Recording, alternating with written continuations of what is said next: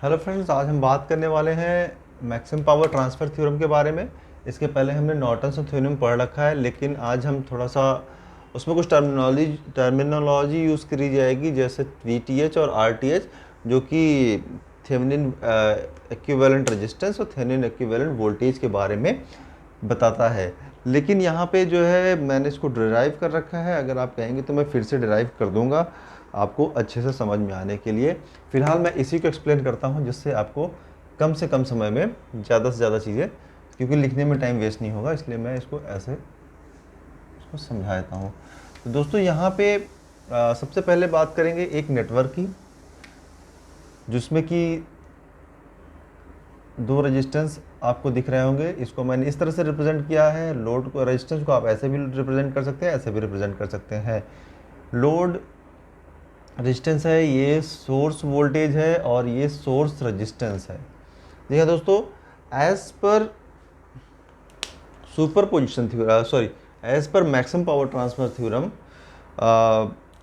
ये होता है कि अगर किसी सर्किट में मैक्सिमम ट्रांसफ़र तभी हो सकता है जब उसका इक्विवेलेंट रेजिस्टेंस, जिसका इंटरनल रेजिस्टेंस उसके एक्सटर्नल रेजिस्टेंस के बराबर हो। R I is equal to R L होना चाहिए। R I is equal to R L होना चाहिए, तो ही मैक्सिमम पावर ट्रांसफर थ्योरम होगा। लेकिन ये बात सच है या गलत है, इस चीज़ को हम कैसे पता कर सकते हैं? तो उसको पता करने के लिए ये मैक्सिमम पावर थ्योरम का एक छोटा सा डेरिवेशन है। ये आपके एग्ज़ाम में अक्सर पूछता है। अब डिप्लोमा लेवल पे कितना पूछता है वो डेरिवेशन, क्योंकि उसमें कम ही आता है इसलिए, लेकिन फिर भी हमें डिस्कस कर ही लेना चाहिए। तो ये जो करंट है, इसमें एक करंट फ्लो हो रही है जिसका नाम आई है, लेकिन ये लोड में भी जा रही है, इसलिए हम इसे आई एल बोल देते हैं। ये हो गई आपकी करंट आई एल है। अब हमें पता है कि इसका जो वोल्टेज है ये वी टी एच इसलिए लेते हैं कि जो टर्मिनल होता है, टर्मिनल के अक्रॉस वोल्टेज कैलकुलेट करने के लिए हम ये रेजिस्टेंस ये वोल्टेज लेते हैं।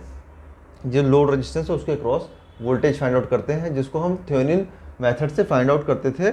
सेम उसी तरीके से यहाँ पे भी फाइंड आउट करेंगे। तो ये आपका वी टी एच हो जाएगा, और ये हो गया आपका आर टी एच, और ये आर एल। आप इसे यहाँ पे अभी वी एस भी कह सकते हैं, क्योंकि यहाँ पे मैं वी एस रिप्रेजेंट कर रखा है, तो इसे आप वी एस भी कह सकते हैं। लेटर ऑन आप इसे जो है वी टी एच ही समझिएगा, क्योंकि हमें टर्मिनल के अक्रॉस वोल्टेज फाइंड आउट करना है, वही वोल्टेज यूज़ करेंगे। तो अभी हम यहाँ पे वी एस यूज़ कर रहे हैं, ठीक है। तो ये वी एस हो गया, ये आई एल हो गया। आई एल निकालने के लिए V S by total resistance. Total resistance कितना है? ये रेजिस्टेंस और ये रेजिस्टेंस, क्योंकि दोनों सीरीज़ में हैं, इसलिए यहाँ पे हम इसको दोनों को सीरीज़ में रख के लिख लेते हैं। अब सबसे इम्पॉर्टेंट बात कि हमें निकालनी है मैक्सिमम पावर। अब पावर कितनी है सर्किट में? पी एल बोलते हैं उसको, और क्या होता है? आई स्क्वायर आर। तो आई एल और आर एल, इन दोनों चीज़ों को हमने यहाँ पे रख दिया है।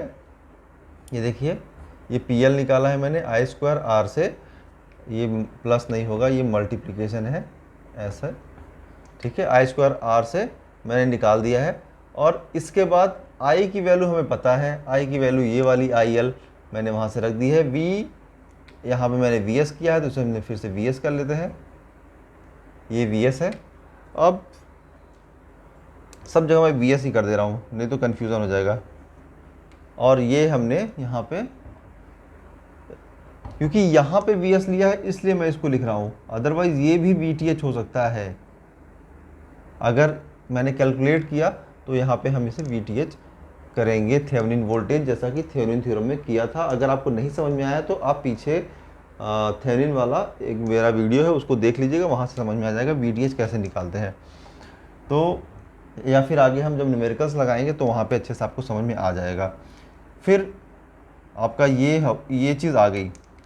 लेकिन कंडीशन क्या होती है जब हम कभी मैक्सिमम किसी चीज़ की कंडीशन निकालते हैं? तो उसके लिए मैक्सिमा मिनिमा एक मैथमेटिक्स में एक टर्मिनोलॉजी होती है, एक मेथड है जिससे किसी भी चीज़ का हम मैक्सिमम या मिनिमम निकाल सकते हैं। मैक्सिमा मिनिमा, तो मैक्सिमा निकालने के लिए एक बार डेरिवेशन करते हैं उसी इक्वेशन का, और मिनिमा निकालने के लिए हम 2 बार डेरिवेशन करते हैं। तो अब देखिए, to evaluate maximum condition we have to apply maximum condition and equate to the zero.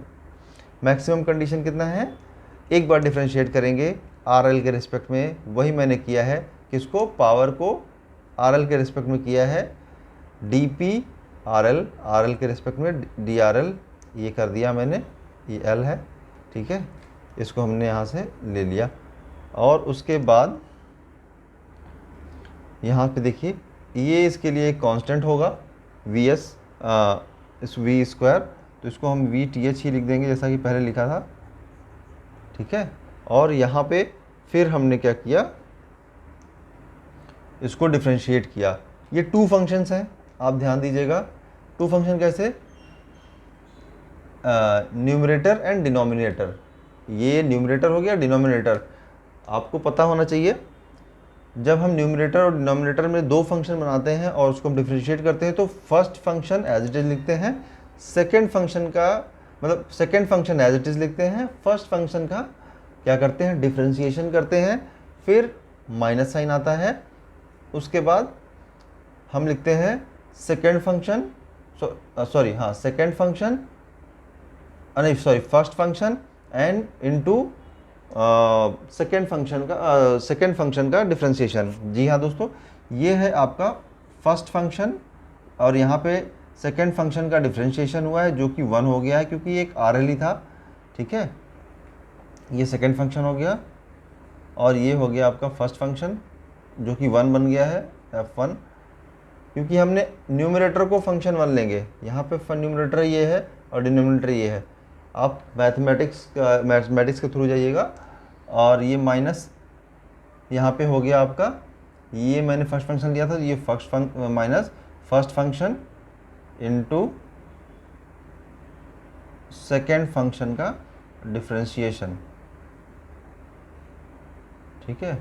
यहाँ पे हमने लिया है RL, ठीक है, यहाँ पे लिया, तो ये स्क्वायर था, ये 2 डिफ्रेंशिएट हुआ तो यहाँ आ गया, यहाँ पे माइनस हो गया वो वाला RL, और डिनोमिनेटर का स्क्वायर, तो यहाँ पे पहले से ही हमारे पास एक स्क्वायर मिलेगा, तो उस स्क्वायर को हम यहाँ पे ऐड हो जाएगा, 2 to 4 हो जाएगा।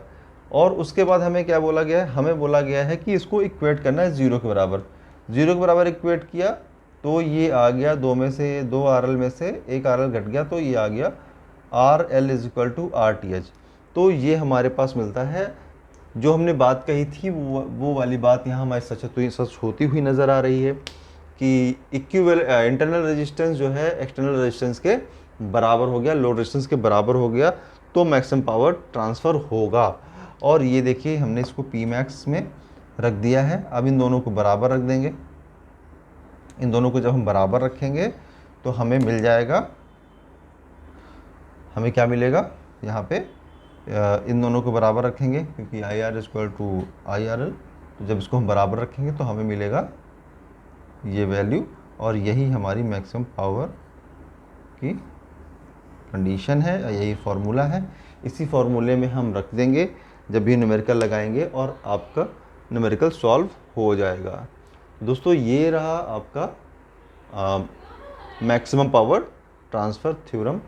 इसमें हम न्यूमेरिकल डिस्कस करेंगे अपने अगले वीडियो में, तो पूरा वीडियो ज़रूर देखा करिए, आप लोग को ये अच्छे समझ में आ जाएगा। अगर कुछ नहीं समझ में आया है तो आप इसको एक बार मेरे कमेंट बॉक्स में लिख के बता दीजिएगा कि आपको नहीं समझ में आया है, तो मैं आपको अच्छे से एक्सप्लेन कर दूँगा।